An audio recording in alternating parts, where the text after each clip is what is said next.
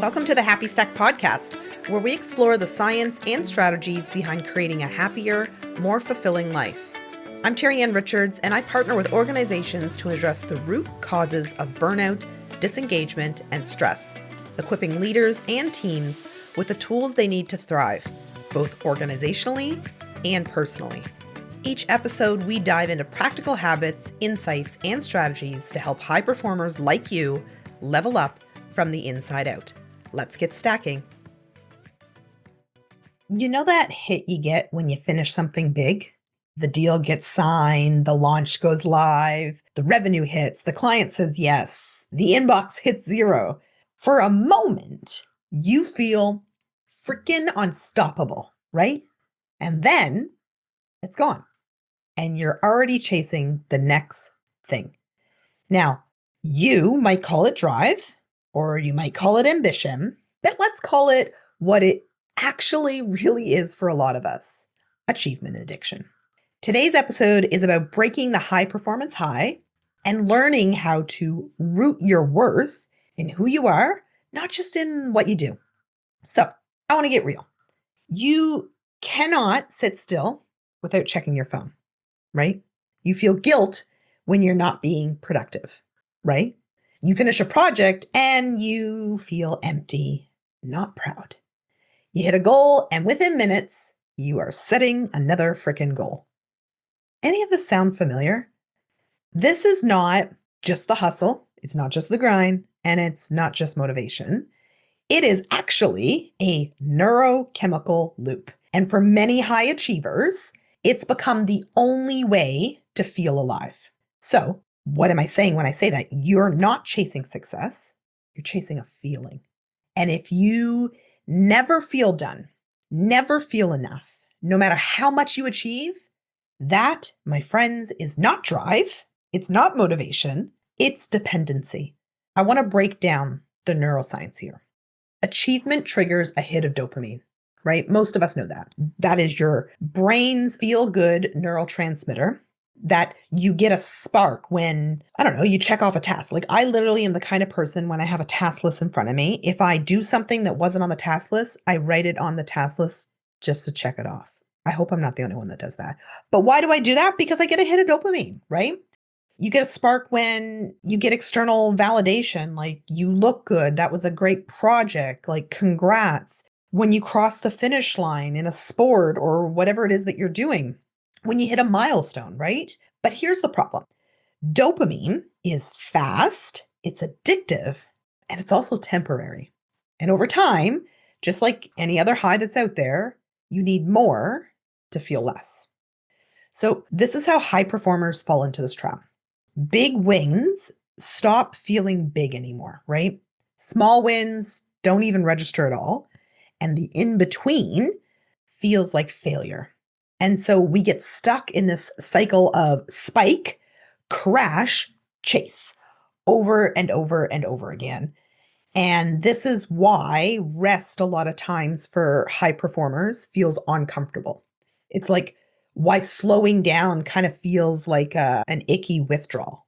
Because when you're not achieving, you don't know who you are, right? So I want to go deeper. At its core, this is not a productivity problem.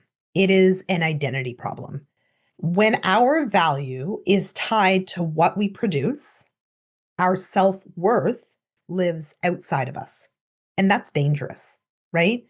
It means that your confidence depends on outcomes. And the peace that you feel with yourself in your life, it depends on how well you perform. And that means then your mood depends on metrics. You only feel worthy when you're in the winning, which means the moment something falls, when it fails, when it slows down or just plateaus, you start to spiral because you don't just fear failure, you fear losing yourself in it, right? I want to hit you with some real talk. There are 7 signs you are dealing with achievement addiction. So one would be you downplay any wins immediately, like wasn't that big of a deal, right? Number 2, You can't celebrate without thinking about what's next. Number 3, you struggle with hobbies unless they are monetized or you feel like they're productive. Number 4, you overwork even when you're sick or you're exhausted. Number 5, it's the big one. You avoid rest because it feels like laziness. Number 6, you tie your mood to your output. And number 7, you feel lost when you're not achieving something. I have literally lived every single one of these, and so have about 90% of the leaders I coach. This is not a flaw within your character. It is literally a conditioned identity. And the good news is you can unlearn it, right? So if you want a grounded sense of self, you need to build identity wholeness. That means you know your worth before the outcome. You can feel joy even in the stillness. You can rest without guilt. And you no longer need to prove anything to anyone, including yourself. This is not about like losing your ambition, right? Like I like being an ambitious human, but this is about reclaiming your power from it, right? Because you can still strive, but from a place of wholeness, not from hunger, right?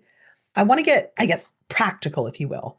Here's how you can start to put this into like a tactical format and break the loop for yourself. So, number 1 would be to name your narrative. A lot of times we have these beliefs that we're carrying, right? Like I'm only worthy if I'm productive. Slowing down means I'm falling behind. If I'm not winning, I'm not valuable. One of the most important elements of emotional intelligence is self-awareness. And so this is how you start to disrupt that loop, is to name that narrative. What is it that you're carrying?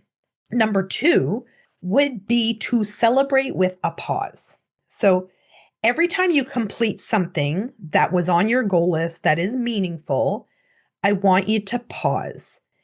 Do not rush into the next thing. Let your nervous system embrace and feel the win for, I don't know, give it a few days. And I know that sounds silly when I say this because the research says like 60 seconds, but I'm saying like sit in it for days. If you achieve something great, feel the freaking win. Tell some people, post about it on social media, tell your family, write about it in an achievement book. Why? Because I want your nervous system to embrace that, right? Number 3, create non-productive joy. So pick something that brings you joy, but there's no outcome attached. So this could be something like painting or biking, walking, reading.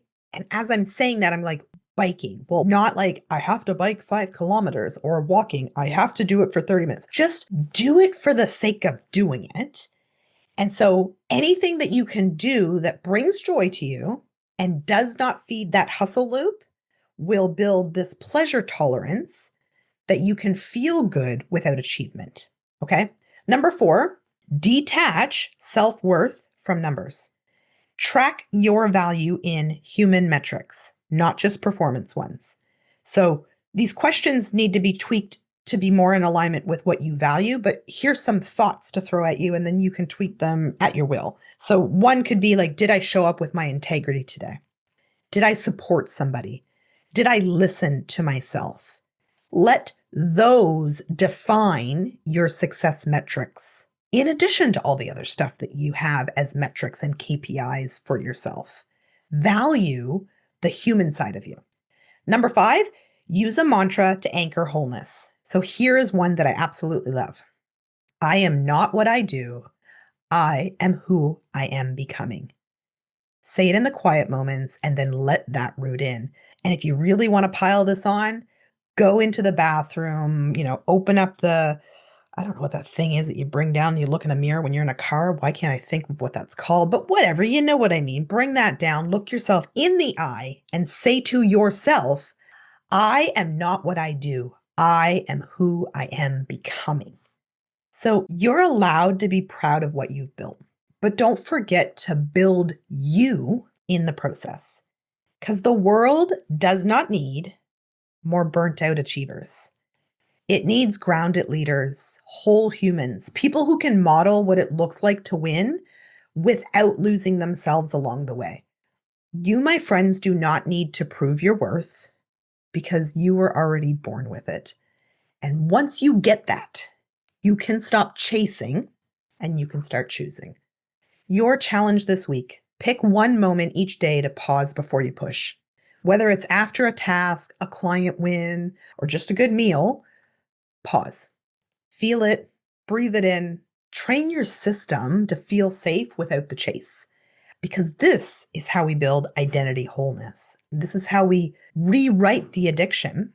And this is how we stack something real. I'm Terri-Ann, and I will see you in the next episode. Hey, thanks for listening to the Happy Stack podcast. If you enjoyed today's episode, be sure to subscribe, leave a review, and share it with someone who could use a little extra happiness in their life. Let's keep stacking those wins together. See you next time.